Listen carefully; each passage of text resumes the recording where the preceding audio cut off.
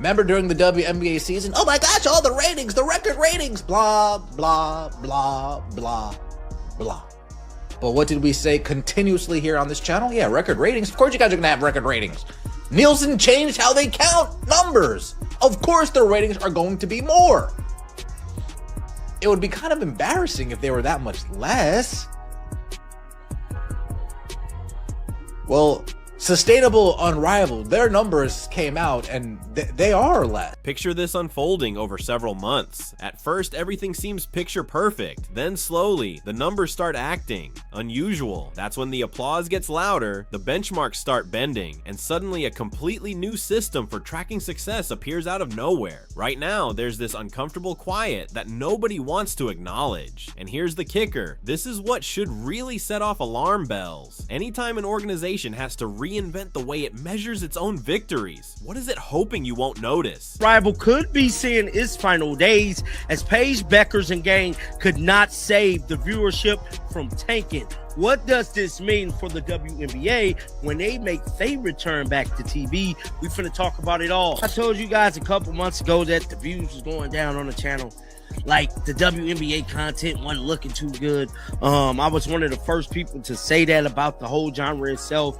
Told y'all we was gonna be making big time changes on the channel. Now I say that to say this.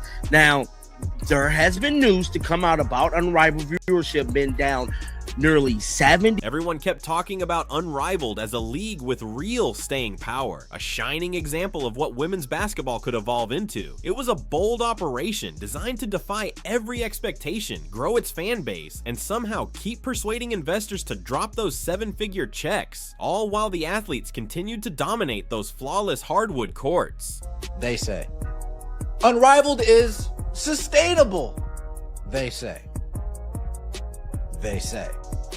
Ratings have come out for Unrivaled, and folks, if I was to say fall off a cliff, if I was to say significant drop off, I would be underselling how underperforming. Opening night of Unrivaled actually lived up to the hype.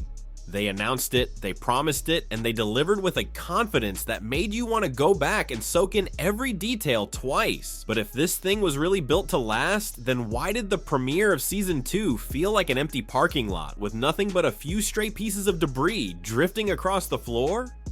So the first set of Unrivaled ratings are in, and it's been kind of grim.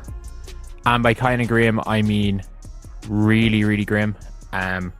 If you are Unrivaled, this is, if these are your ratings every single week on True TV, it's not the biggest disaster in the world, because by the looks of things, these True TV ratings were similar enough to what they were a year ago. Similar enough to what they were. The viewership numbers didn't just dip, they plummeted. Calling it underwhelming would be like calling a Category 5 hurricane a light breeze. These stats didn't decline, they nosedived, crashed through the floor, and then made themselves at home in the wreckage of good intentions gone horribly wrong. Cracking hella views to begin with. They wasn't even getting hella views at all last year. Now this year their views is down by nearly 70%. This is very bad. Now, towards the decline of the WNBA season, towards the end of the season, we start seeing the WNBA kind of fudge the numbers, taking into account group party watch, well, basically watch party viewerships, counting those into, you know, effect like bars and stuff. Let me set the scene for anyone who missed what happened earlier. The first season kicked off with huge momentum. Viewership numbers were off the charts. Fans went absolutely wild. Experts declared women's basketball officially unstoppable, permanent, and growing faster than ever. Everything ahead seemed brighter than the glare of those arena spotlights. But there was a catch. Those amazing ratings weren't entirely organic. Nielsen had changed the way they tracked numbers, a tweak that magically inflated the stats across the board. Suddenly everything looked bigger, stronger, and more popular than it actually was. It was like slipping into shoes that are far too big and insisting they were custom made for you. Sure, they might look impressive, but try walking in them and reality hits. Fast forward to Season 2, and here's the shocker. Nearly 140,000 fewer people tuned in to watch professional basketball on a Monday night. Momentum, it turns out, is just a fancy way of describing a lucky streak from a year ago. Daytime games fared even worse, pulling in just 107,000 viewers, a number that quietly says someone forgot to tell the public these games were happening, and that's exactly what happened. Many fans didn't even know Unrivaled had returned. No matter how extraordinary the athletes, if no one knows, the action is live. None of that talent actually matters. Interest in pretend basketball. I have been telling you guys for years, as the mainstream media has intentionally lied to us. These elite athletes are amazing! This is the best basketball in the world! Woohoo! Yes, yes, yes! We have been talking about this here on the channel for years. The so-called growth in women's basketball is an illusion. The numbers get even more striking when you break down individual matchups. Breeze Phantom drew just 40,000 viewers on TNT. The Lunar Owls pulled 30,000 on TNT, plus another 20,000 on True TV. Combine them, and a single game barely cracked 50,000 in the key 18 to 49 demographic. For context, similar matchups last season were hitting 90,000 to 100,000 viewers on TNT alone, before factoring in other networks. In just 1 year, what seemed like an unstoppable surge became a cautionary tale about how quickly excitement vanishes when reality sets in. Networks hoping to secure lucrative deals or ramp up advertising now face spreadsheets that read more like disappointing social media metrics. Primetime audiences are shrinking, daytime viewership barely registers, and overall numbers fall well below projections. The fact that the Rose and Lunar Owls on the primetime slot on TNT had, I don't think this is 40,000 viewers, because I think this is the NA is the actual viewer. I think this is like the ratings numbers. I think this is in and around 100,000 viewers, which isn't good. Last year it was, am I right in saying last year at 1.0? No, last year was 0.1. The reality hits like someone face-planting on live TV. Back to the real world, back to the laws of physics, back to the undeniable fact no amount of sustainability marketing can mask that the audience has disappeared. A huge part of this collapse comes down to promotion, or the lack of it. The first season thrived on social media hype, strategic marketing, and the sense that missing a game was unthinkable. But the second season arrived with all the energy of someone shivering through a storm. Fans weren't reminded, informed, or motivated in any meaningful way. You could argue that league leadership practically forgot to tell their own audience the games were even happening. To make matters even trickier, the rating system was supposed to help. Nielsen is moving toward a full data plus panel model by the end of 2025, combining traditional ratings with streaming data from smart TVs, external sources, and nearly every measurable information stream used for major sporting events. This method inflates numbers, makes underwhelming broadcasts look like huge hits, and gives networks data that advertisers can't get enough of. At first glance, Unrivaled's early results seemed like they might benefit from this system. The numbers are not good for season 2, that is, which is certainly no cause for celebration, but is cause for concern. When I say the first part, it's because I guarantee you there are going to be a lot of people racing to like rub it in and do like a and I'm rooting for Unrivaled success. I like the idea, the concept, the mission statement, and all of those things. But you also have to deal with the reality. Even with this upcoming data boost, Unrivaled's audience barely budged. All the tracking panels, connected TV insights, and comprehensive analytics in the world couldn't save a league that has effectively lost the viewers it claimed were the backbone of its sustainable model. The irony is sharp. Here's a league that positioned itself as cutting edge, visionary, and built to endure, and yet it can't hold onto audiences for its most important games. The numbers tell a harsh story: overconfidence, mismanaged promotion, and a fan base that either drifted away or never even realized a second season was happening. Investors, the lifeblood of any growing league, are now having serious doubts. The athletes, they're talented, competitive, and relentless, but running a successful sports entertainment brand isn't just about skill on the court. It requires presentation, marketing, and audience engagement. When fans don't show up in meaningful numbers, the league becomes a showcase of athletic excellence with crowds that wouldn't even fill a small section of seats. It's like preparing a world-class meal for an empty restaurant. Incredible effort, flawless execution, and zero business results. This, and I put this out on the Twitter, And I mean, hell, the tweet didn't even get that much interaction. Look, the Unrivaled League is in all kinds of damn trouble. They're in all kinds of trouble.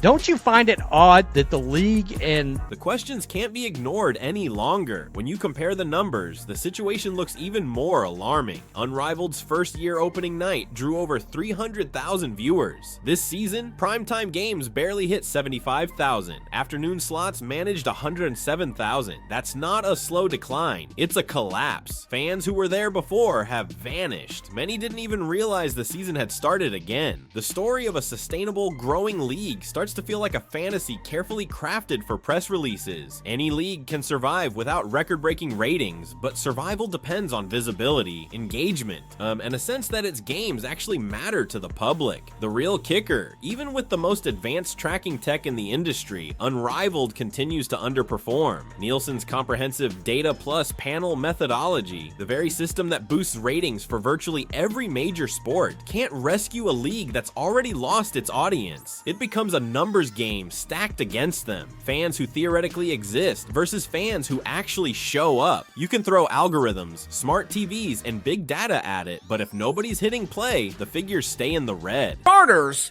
it's easy to show growth when you're growing from nothing to almost nothing. But people were not watching women's basketball. People were not paying $10 to be sedated while the Chicago Bravado airballed layups against the Las Vegas Anonymous Faces.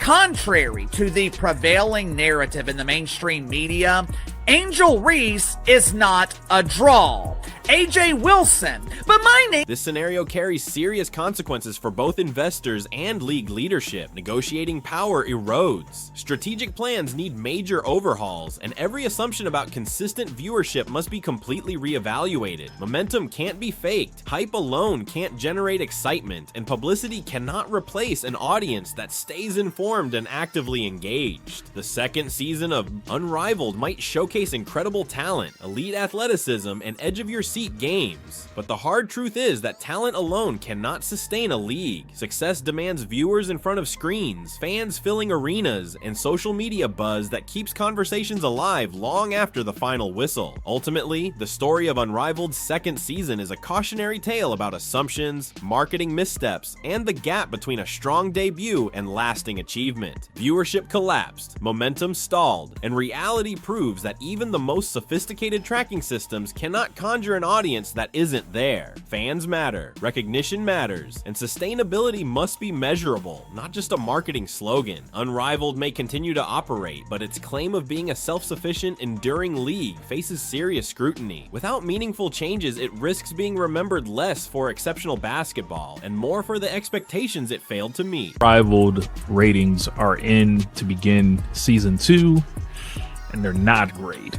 To be honest, what should have been kind of expected. This is the second season. You're probably going to peak at the first time you come out, which last year I believe they were in the 300s, if I'm not mistaken. I'm going to pull up the numbers in just a second. The Athletics' Ben Pickman put them out.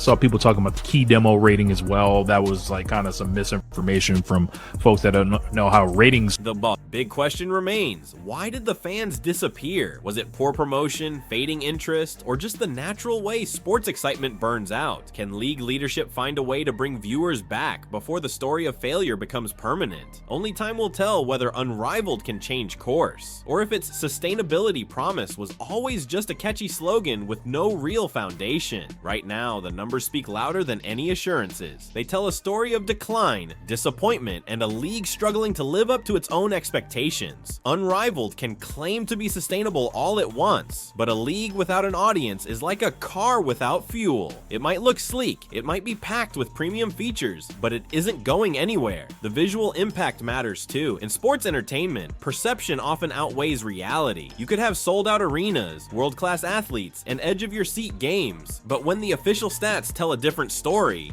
Public opinion shifts instantly. Season 2 of Unrivaled is the perfect example of how quickly hype can vanish. One day, you're celebrated as the future of women's professional basketball. The next, primetime viewership barely fills a coffee shop. That isn't sustainability. That's a flashing red warning so bright you need protective eyewear just to look at it.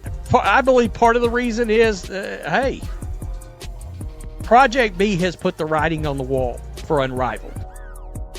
All right? It's no way around it.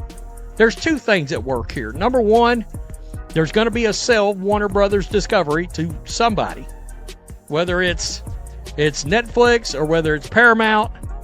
And we've already found out, well, part of that most likely will be that the one place you can... The promotional challenges, or in many cases, the total absence of promotion, surrounding Unrivaled games can't be overstated. The first season succeeded because everyone knew it was happening. Even casual viewers felt curious enough to tune in, and social media amplified every highlight, dunk, and buzzer beater. Then there's the irony of technology working against the narrative. Nielsen's move to a comprehensive data plus panel system was supposed to rescue leagues, giving a fuller picture of viewership and inflating numbers across almost every major sport. Thursday night football benefits. Primetime events benefit. Unrivaled, barely a blip. Revenue streams, advertising, future broadcast deals, sponsorships depend entirely on one thing: the audience. Dropping from over 300,000 viewers to just 175,000 isn't a minor statistical hiccup. It's a warning that the league may need to rethink its strategy, lower expectations, or prepare for a tougher financial reality than anyone anticipated. The idea of a sustainable league is starting to feel less like a proven accomplishment and more like polite wishful thinking, and it raises a crucial question: what does this mean for the fans who actually showed up?